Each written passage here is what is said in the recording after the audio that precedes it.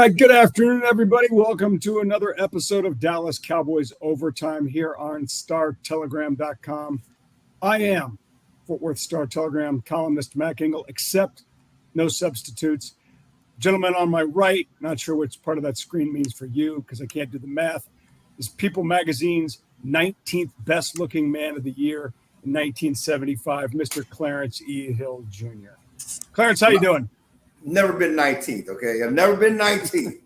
Never. Never been that high. Nothing. Never been 19th. All right, we got a lot to talk about. There's a lot to talk about. Dallas Cowboys mini camp, which these days is really mini camp, starts this week in Frisco. Before we get into that, I want to thank the good people at Window Nation for sponsoring this episode. I always forget to mention them at the top. No disrespect. Clarence, yesterday, you had a chance to talk to the great Jerry Jones, Hall of Famer Jerry Jones, and Jerry had a lot to say, including the fact that for whatever reason, Jerry Jones refuses to close the door on the return of running back Ezekiel Elliott. Now, Ezekiel Elliott was cut a couple of months ago, complete with a very nice press release with comments from Jerry about what a great player he was, and they wish him the best. And Zeke's going to go find another team. Well, it's June 6th. Zeke has yet to find another team, and Jerry told you that maybe Zeke's going to come back. Clarence, explain to me this latest bout of stupidity out of the mouth of Jerry Jones. Well, I think it's more about Jerry being magnanimous. Is that a right word about it? It is. Yeah, sure it is. Zeke doesn't have a team. People keep asking about this. The difference is no one asked him about Zeke. He volunteered. He just brought it up. He brought it up on his own. Like he unprovoked brought up Zeke's name as an option for the Cowboys to return him. And it just makes no sense because they did not offer him a pay cut when they cut him. They did cut him, and they said goodbyes, and they said all the right things and everything else. Certainly everybody thought he would be with another team by now. But, he's not talked to Zeke's representatives about coming back. It's just Jerry talking to keep the headlines going. It's like, it makes no sense because it doesn't make any sense either way because Mike McCarthy talked last week about one reason why moving on from Zeke's allows them to put all the emphasis on Tony Pollard. Well, bringing Zeke back doesn't help that goal. If that's your goal, that's one of the reasons why you're doing this. Is this in the same line of Jerry Jones sort of pouring gas on the Odell Beckham Cowboys thing? Is it the same thing? I certainly think so. I certainly think so. I think that's certainly part of it. And just keep us in the headline, keep the story going, and it's a good story as long as the Cowboys are in it, and that's Jerry's motto, and it's almost like I didn't bring up, and I'm kicking myself. He refused to put Jimmy Johnson in the Ring of Honor. He talked about the Ring of Honor, and there'd be no Ring of Honor. Then he said, well, maybe DeMarcus Ware because he's going to Hall of Fame. Now, he promised Jimmy 2 years ago that he was going to the Ring of Honor, and he has not even thought about that, brought it back up, and certainly when we brought up the Ring of Honor yesterday, he said there would be no admissions, and then he paused and said, well, maybe DeMarcus Ware, he's front and center. DeMarcus Ware is front and center over Jimmy Johnson. Clarence, as I get older, and you've got a few years on me, and I say this with complete sincerity, if you're going to do these things, do them now, because you lost your parents recently. My parents are much older. My dad's 90, mom's 83-ish. You don't know how long these people are going to be around. And Jerry's 80, 81. Jimmy's 78, I think. And if you're going to do these things, why are we waiting? I know, I just don't. That's the part that bothers me about this. I'm like, I selfishly, I grew up a Bengals fan. I was a big fan of Ken Riley, the defensive back who went to Florida A&M. Well, he finally gets in the Pro Football Hall of Fame. He's dead. He's been dead for years. And it's still, why are we waiting on these people? If you're going to do it, just do it. And I can't understand why he's waiting on this. But it's not a we waiting. This is a Jerry waiting. Yeah, well, you're right. Why wait? We are not waiting. Clarence, why wait? I mean, I had a chance to talk to Jimmy last year, and he's made peace with all of it. Why wait? The feud still lives. Until Jerry can win one without him. I guess that's part of it. Or maybe Jerry. Do you really think that's what it is, Clarence? I don't know what it is. I mean, we don't know what it is because he, again, unprovoked is the one who volunteered when Jimmy went to the Hall of Fame. I'm putting you in the Ring of Honor. Jerry did that. No one asked him either. Right. He did that, against show stealing, great, scene stealing Jerry did that on his own. Well, to steal your moments. Then explain to me this, and I'm asking you this question, and I know you don't know, but help me make sense of this. So Jimmy Johnson is inducted into the Pro Football Hall of Fame, and even in meetings before then, they did the 20th or 25th anniversary celebration of those great Cowboys Super Bowl teams, and Jerry is back there hooping and hollering with Jimmy Johnson, and everything is gone. Then Jimmy, during a very nice Hall of Fame induction speech, goes out of his way to thank Jerry Jones for giving him the opportunity, for taking that risk and making him the head coach of the Cowboys when he, maybe he didn't have the skins on the wall as a pro coach because he'd been at college. So now fast forward a couple months later, they honored Jimmy Johnson at halftime, I think of a preseason game where he's got the gold jacket and everything. And everything seems to be done and buried, and people are celebrating the fact that they're just on the right side of the earth. Then what? Why wait? And then Jerry says, Jimmy's groveling about getting in. Like, why would you say that? Listen, I mean, I don't get it at this point. There's nothing to get. You can't make sense of the unconscionable, and that's what it is. And at this point, they should appreciate what they did together and ride off in the sunset together, because they together built that dynasty team of the 1990s that has never been, Cowboys have not sniffed a title since. So they should appreciate what they did together. But hey, DeMarcus Ware may get in this year, but not Jimmy Johnson. Anytime, and I've said this before, and I know you've heard Jerry Jones say it a lot, when he'll sit there and try to be humble about, hey, I'm just a placeholder. I just have the keys to the Cowboys. This belongs to everybody. No, it doesn't. No, it doesn't. And it's moments like these where you realize that and he'll do it. He'll say it. He'll sit there and contradict himself occasionally, which is basically, it's my name on the check. It's my team. I'm the final say. Right. You can't have it both ways. It's not everybody's. And then you say, well, it's my name on the check. This is yours. It's funny because, I've seen these speeches so many times before I can recite them. And we were at the coaching clinic the other day. Watching said, the Cowboys like University of Texas. You can't own the University of Texas. You can own the husband a little while. That's it. That's his statement. You can own the husband. Don't own the Cowboys. Only husband them a little while. He owns the Cowboys. He owns the University of Texas. He writes all the checks. Okay. Speaking of the guy who writes all the checks, he had been. Well, no, he didn't. He didn't do this. Well, he kind of did. The big name remaining that's on the street. Well, I want to go back before I bring this up. Clarence, is anybody going to sign Zeke Elliott?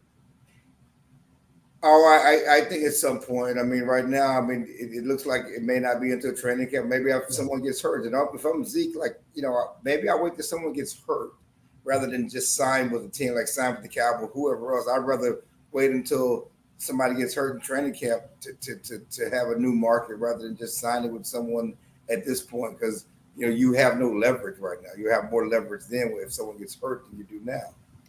All right, let's move on to the next topic. The hottest name available as a free agent, which is shocking he's available, is wide receiver DeAndre Hopkins. The Arizona Cardinals cut DeAndre Hopkins. You and I talked about this last week about potentially the Cowboys looking at him.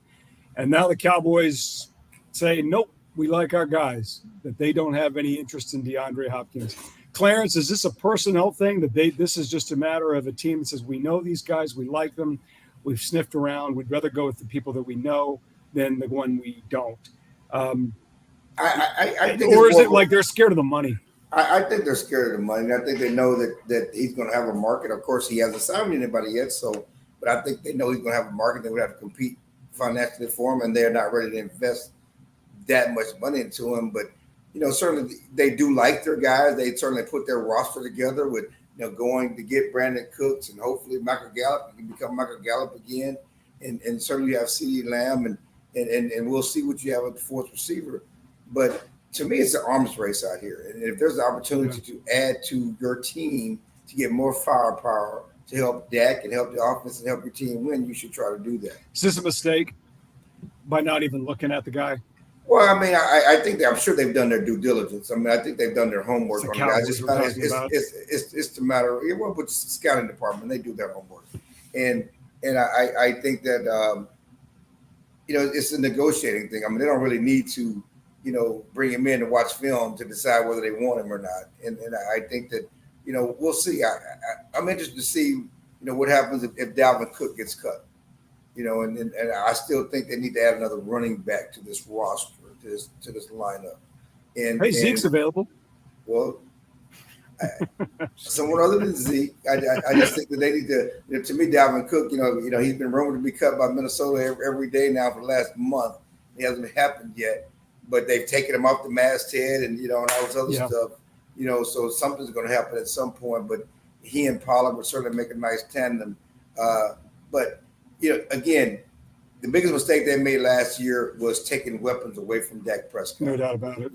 Getting rid of Amari Cooper and not replacing him, counting on a injured Michael Gallup and a green Jalen Tolbert was just folly. When everybody else is adding to the team, you took weapons away, and I think that that certainly hurt them in that loss to San Francisco when Pollard got hurt. They had no one else they could count on. They had and you mentioned, we've talked about this, and I did want to mention this one guy before we go to break.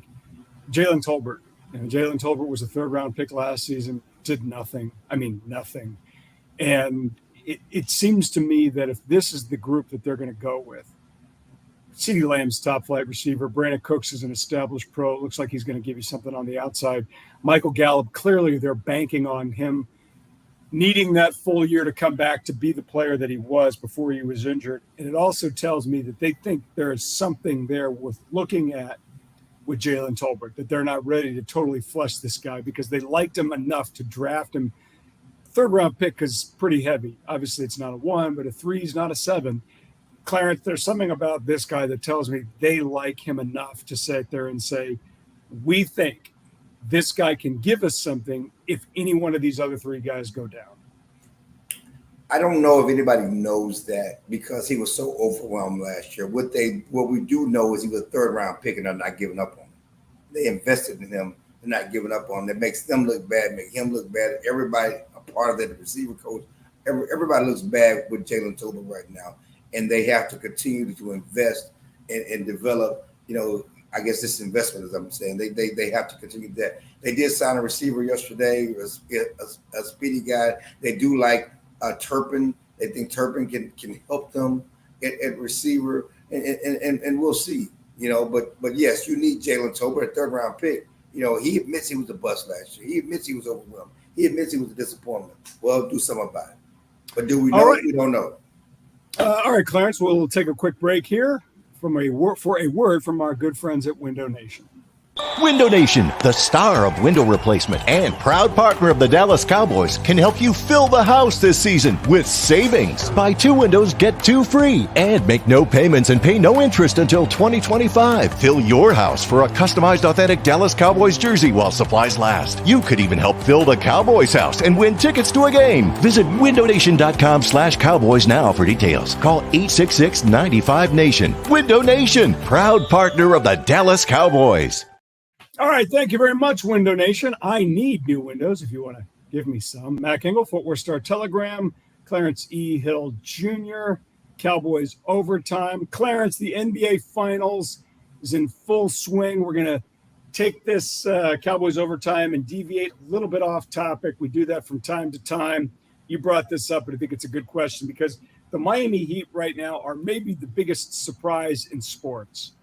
They've got a roster of a bunch of nobodies, and now they're tied with the best team in the NBA, 1-1 in the NBA Finals against the Denver Nuggets, in large part because Jimmy Butler is smoking everybody. And I don't know if there is a better leader, or to me, he's one of my favorite players to watch. I love basketball, and Jimmy Butler is just so damn good.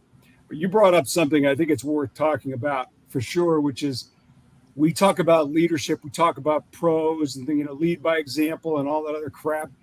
Jimmy Butler is a bad man, and he has gotten that team, which is not that good, to game 3 of the NBA Finals tied 1-1. If you had to look at the Cowboys roster and say, that's their Jimmy Butler, who is it? Or do they even have that guy? I don't think they do. Well, maybe not, but just putting the pieces together. It's easy to say Dak Prescott. Dak Prescott's an amazing leader. He does everything right on and off the field.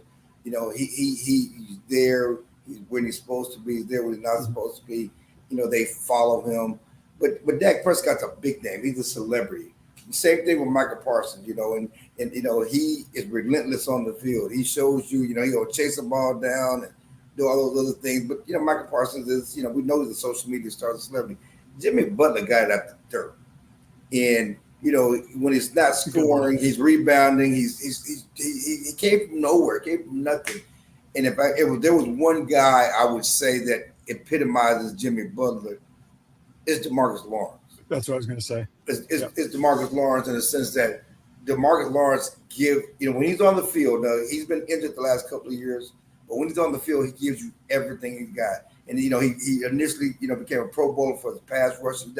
He doesn't pass rush as well to get the sacks he got, but watch him in the run game. He's relentless. There's certain guys that you watch, and when you notice them, and I noticed this the more and more I've seen it, and I talk to scouts and assistant coaches, you sort of develop some kind of an eye as, do you notice that guy? Do you notice him for the right reasons? Do you notice him for the wrong reasons? And DeMarcus Lawrence is always if he's affecting a play, it's positive. Right. Leighton Vander Esch is like that. Leighton Vander Esch is a really good player. You mentioned Micah. Micah's a freak, but and he's great. He's so damn good. It's frightening. But when you mention the Butler thing and the kind of guy who just you notice him for the right reasons. Maybe he didn't make the tackle, maybe he didn't make the play, but he was around it and he was positive. And Tank Lawrence, to me, Jaron Kearse deserves to be kind of in that same discussion a little bit. Yeah. Some of these guys, it's kind of hard to quantify a little bit what they do on every play. Zach Martin would be that kind of player. But to me, in terms of when you sign a professional, I don't know if you can get much better as a pro for all the reasons that you said than Tank Lawrence. Yeah. He's terrific. He's so good. And I don't, he had a really good season last year. And I can see why the Cowboys gave him money. I can see why anybody who had hesitation about, well, gee whiz, he's got the shoulder, he's got the back.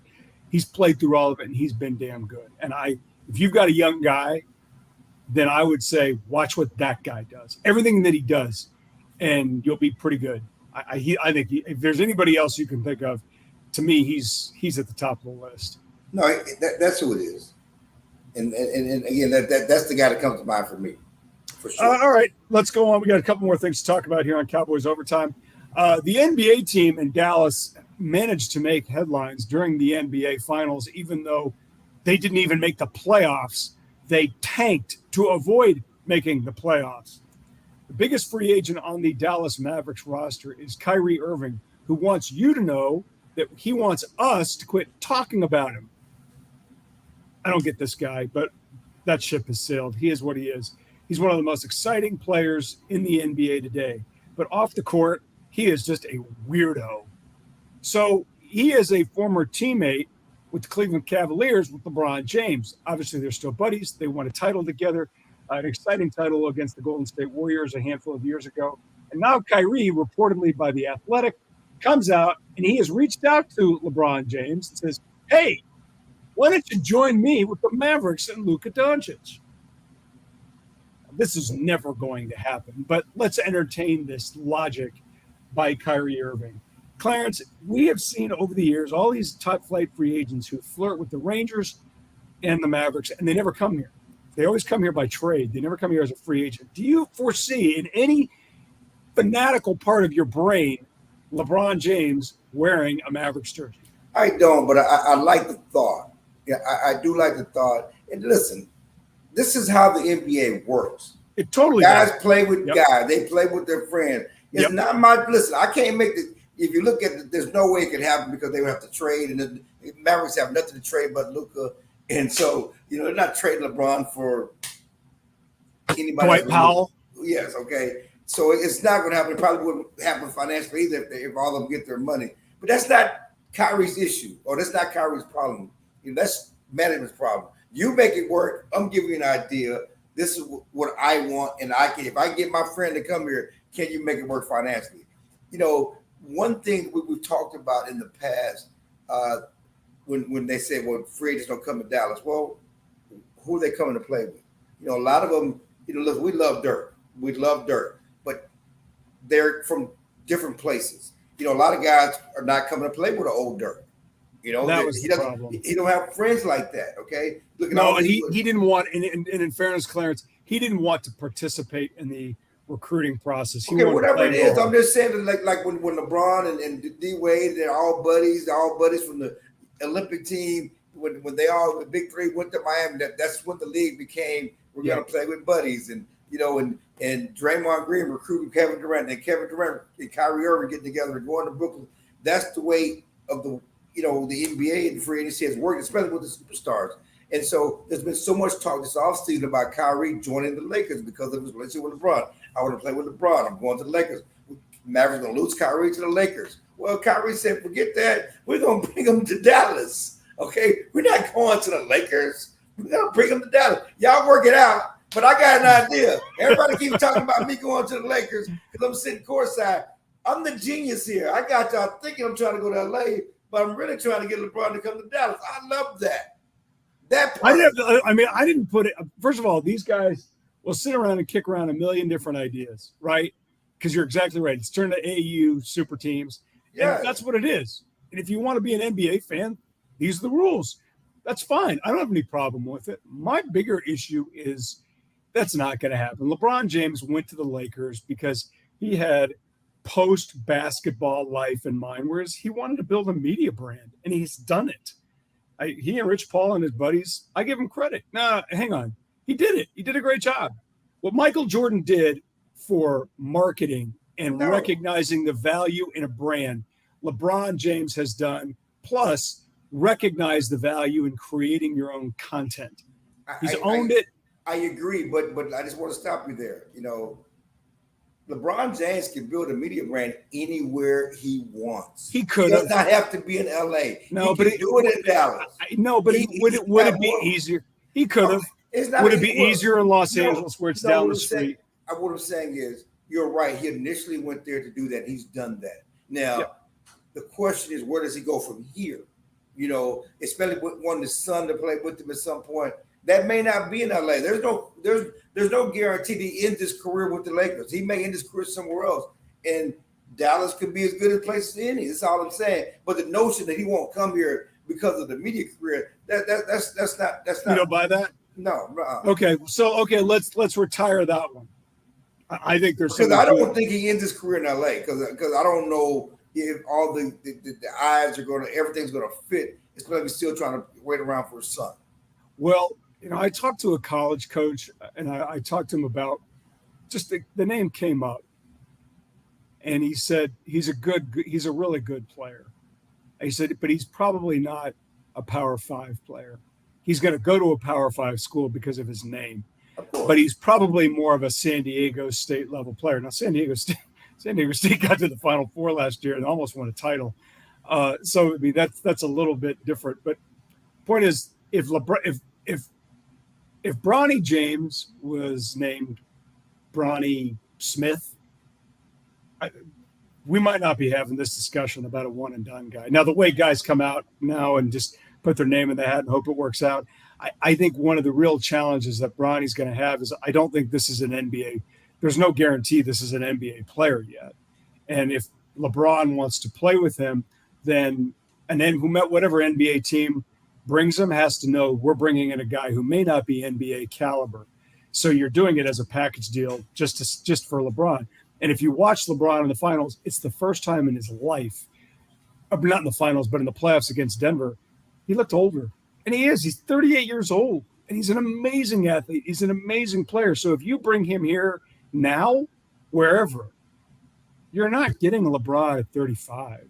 I mean, it's starting to happen, Clarence. He's getting older, and it's amazing he's done what he's done. It is, but that's why, again, hypothetically, it's never going to happen. That's why Dallas would be a perfect fit. He'd be the third option. You got Luka, You got Kyrie. You're going to tell me. He doesn't know what I'm saying is as he gets older, he doesn't want to have to carry the show. He doesn't want to have to be the focal point. Okay, he doesn't want to be, but do you think he would know how to be? Michael Jordan. I think he would know how to, because I'm glad you brought up Michael Jordan. LeBron James is the most unselfish basketball player. You're right.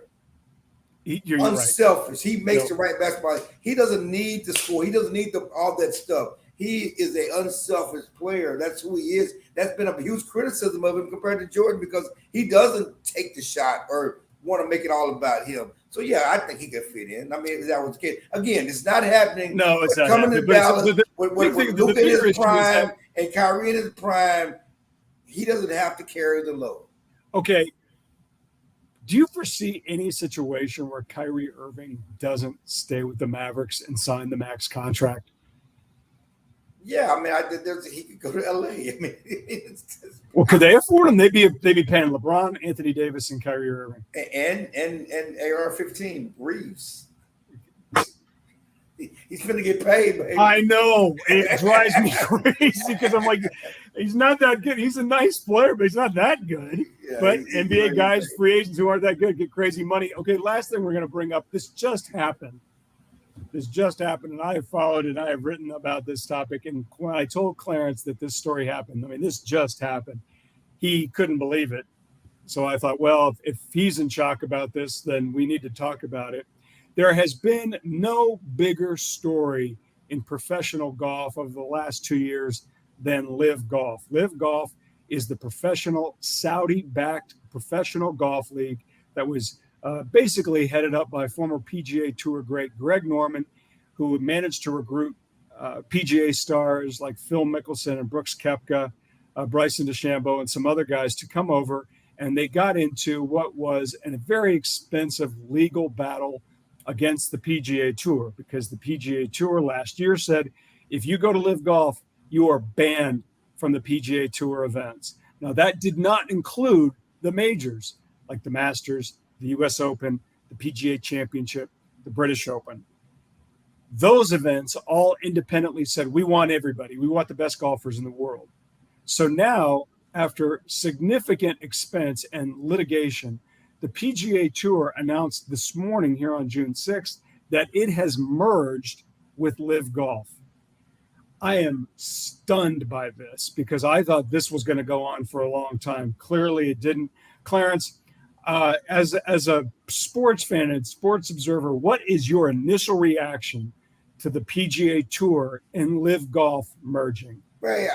Well, I just never thought Live Golf would survive, and I thought it would go away. I thought it was I never considered it a legitimate league. I thought it was fraudulent, and everything about it was fraudulent. The players were fraudulent. I mean, they weren't getting the real stars, and even DeChambeau had not been himself. Lately, the big time stars. You got Tiger Woods against it. And a lot of the mainstream PGA guys were against it. I just never thought it would survive. And the fact that basically the PGA had to knuckle under and accept them and absorb them in, is shocking to me. And I didn't follow the legal situation, so I don't know the legality of everything. But it's shocking that basically the PGA has legitimized Live Golf, Absolutely. And everything about that. So that was shocking. I just didn't see that coming today.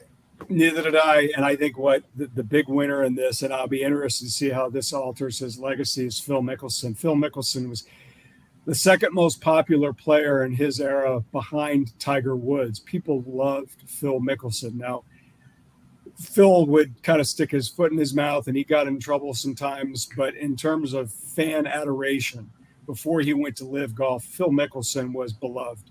They loved, you couldn't even, Clarence, the masses loved Phil Mickelson, and he knew how to play the crowd. And then he goes to Live Golf, and his complaint was against the PGA Tour. They're not giving us, players aren't partners. This is all business, but it really changed his legacy.